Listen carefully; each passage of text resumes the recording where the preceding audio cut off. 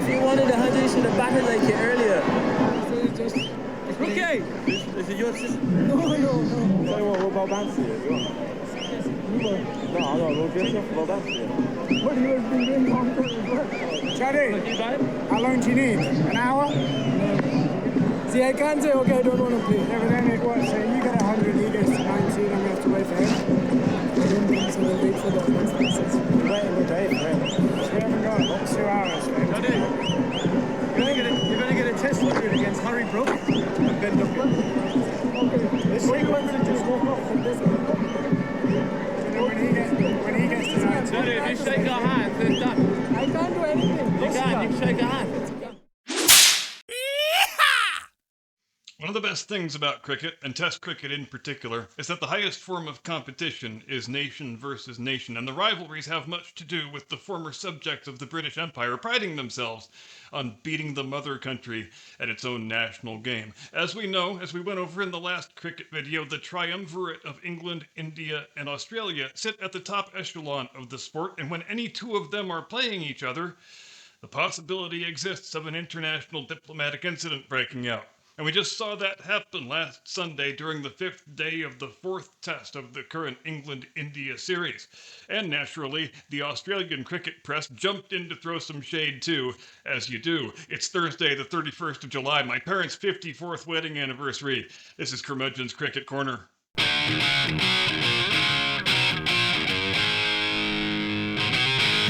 From high atop the battlements of Castle Curmudgeon, where I have got 2 slips and a gully and a short mid-off, and I dare you to try hitting a cover drive to the boundary. Good afternoon, Mr. and Mrs. America, and all ships at sea. Welcome to Curmudgeon's Cricket Corner. Let's talk about the spirit of the game.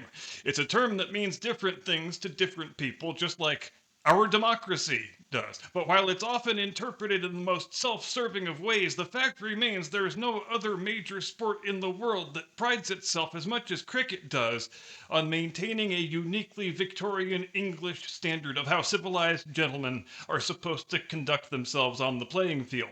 The final test of the England-India series began this morning. England has won 2.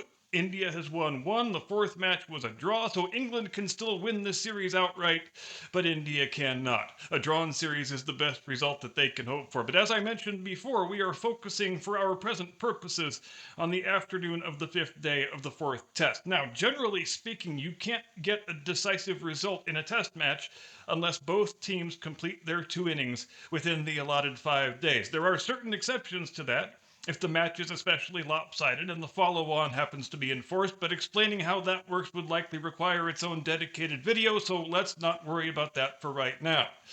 England wins the toss. They elect to bowl first, as they nearly always do. India scores 358 runs in their first innings, a perfectly respectable number, but England crushes it. They bat for nearly a day and a half, and they put up a first innings score of 669. So at the start of the second innings, India faces a deficit of 311 runs. But here's the trouble. As the 2 teams were combining for that total of 1,027 runs in their respective first innings, they wound up batting for so long that we are at the start of day 4 before the second innings have begun. So India's captain, Shubman Gill, has a crucial strategic decision to make. Do we play for a win in the hopes that we can erase the deficit and build a defensible lead and then bowl out the England boys? Or do we bat defensively and try to use up the last 2 days and force a draw? Bearing in mind, of course, that if England win this 4th match, the series is decided and they are the victors. But if we draw this match, we can still avoid losing the series. So, Gill makes what was the pretty obvious decision in the judgment of this reporter, and he decides to play for the draw. And they did really a splendid job of it. They only lost 2 wickets on day 4, 2 on day 5. They ran out the clock. They got the draw they wanted. But here is where the thing gets extra spicy. We get to the tea break on day 5, meaning we have already played the morning session and the midday session. And it's perfectly obvious to everyone that there is no longer any possible result except for a draw. And there's no rule that says you have to play out the entire day. If the 2 captains agree to call it a draw, they simply shake hands and it's over. So at the tea break, Ben Stokes, the English captain, goes up to his counterpart, Shubman Gill, extends his hand, offers a draw, and Gill basically tells him to go get fucked. Why does he do that?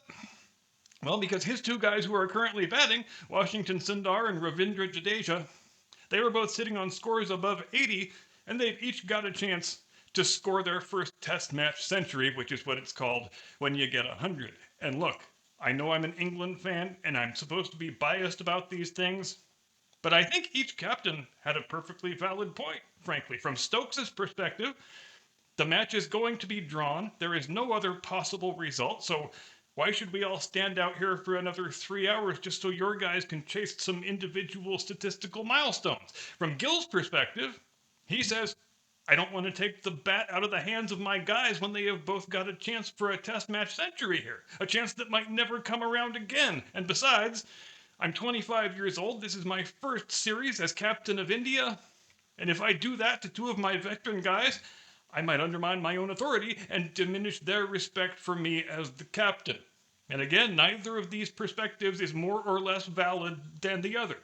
But after the draw was refused, Stokes reacted in a way that I can only describe as petulant and really rather childish. And I take no pleasure in saying that because I am a big fan of Ben Stokes. He says, fine, you want to be like that?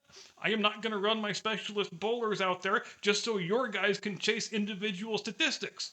I'm going to use Joe Root and Harry Brook as my bowlers for the last session, both of whom are specialist batters who only bowl rarely, if at all. And I'm going to tell them to lob you a bunch of big fat lollipops, batting practice fastballs, to use the baseball term, and your guys can go ahead and hit them as far as they want. Now, do I begrudge Stokes the desire to not use his top bowlers in a meaningless situation when there's still a match remaining in the series? I do not. If you want to use Joe Root and Harry Brook as your bowlers, that's totally fine. But at least have them bowl competitively, dude.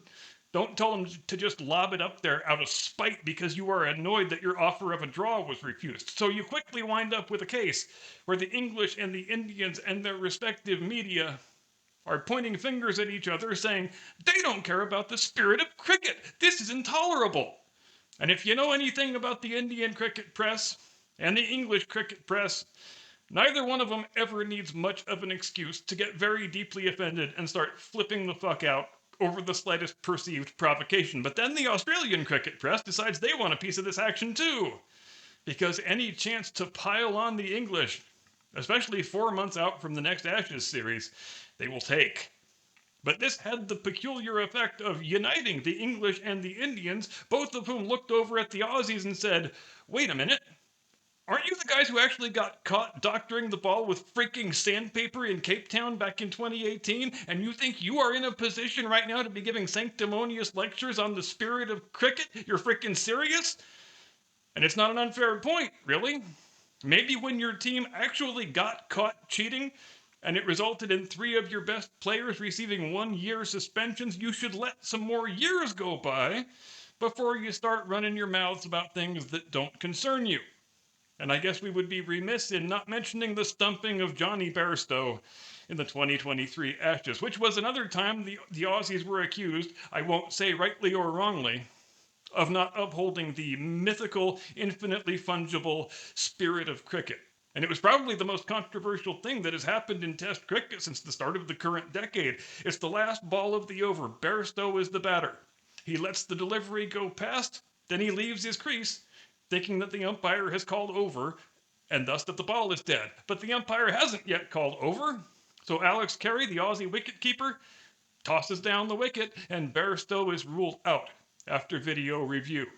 And you might be asking at this point, wait, if it wasn't strictly against the rules to do that, how can it be violative of the spirit of cricket? Well, if you're an Australia fan, you will insist to your dying day that it absolutely was not. But if you're an England fan, your position is that part of the spirit of cricket is you don't try to get people out by deception or subterfuge, quite unlike in baseball, where deception and subterfuge are part of the game's basic strategy. And I don't think there was any deception or subterfuge here anyway. Bairstow was being lazy and inattentive. He left his ground when the ball was still live, and his ass got stumped. Will there be some viewers who think I should forfeit my England sweater for thinking that way? Probably. But that's fine. Go ahead and think that. I am just some ignorant Yank anyway. If Piers Morgan were here, he wouldn't hesitate to scream at the top of his lungs that no American under any circumstances is allowed to have any opinions about cricket whatsoever. And when these arguments get started, these England-Australia arguments in particular, as they escalate, they always go farther back in time. because no kind of sports fan has a longer memory and more knowledge of the history of the game than cricket fans do, which is another one of the reasons why I find the game so attractive. So when England fan says to Australia fan, fuck you, you sandpaper scuffing, kangaroo humping, barstow stumping convict bastard son of a bitch, Australia fan will quickly come back with, no, fuck you, you bodyline bowling pommy sack of shit, you asshole started this when you tried to murder our greatest national hero. And make no mistake, anytime England fan and Australia fan start arguing with each other, it's almost like the cricket version of Godwin's Law.